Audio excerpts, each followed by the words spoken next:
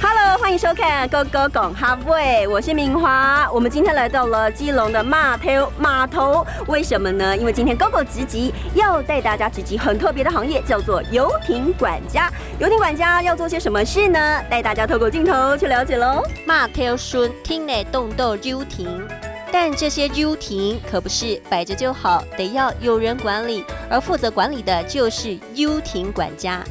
游艇管家得要负责协同游艇，照顾游艇，游艇内内外外都得由他们负责。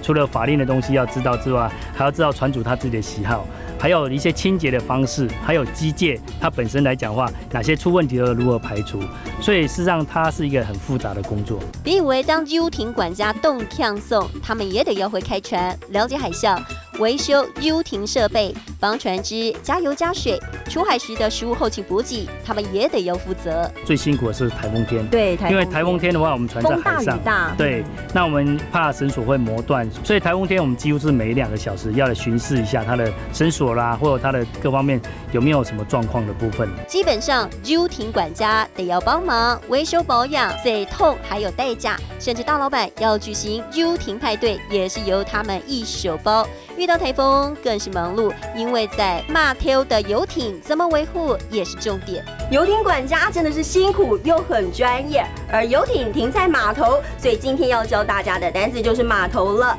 码头怎么说？请到我们的客语小老师跟我们一起学这个单字。码头叫做码头，码头，码头，码头，多念几次哦。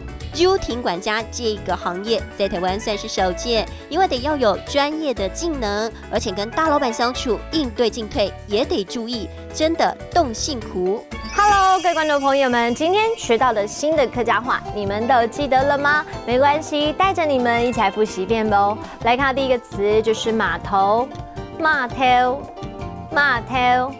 第二个词呢，来看到就是清洗，洗桶，洗桶。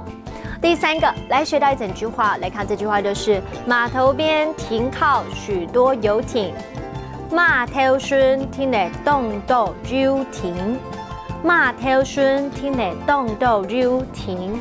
你们都有学会了吗？有一点点困难，对不对？多多练习喽，repeat， 再复习一下就会很好了。加油，明天见，拜拜。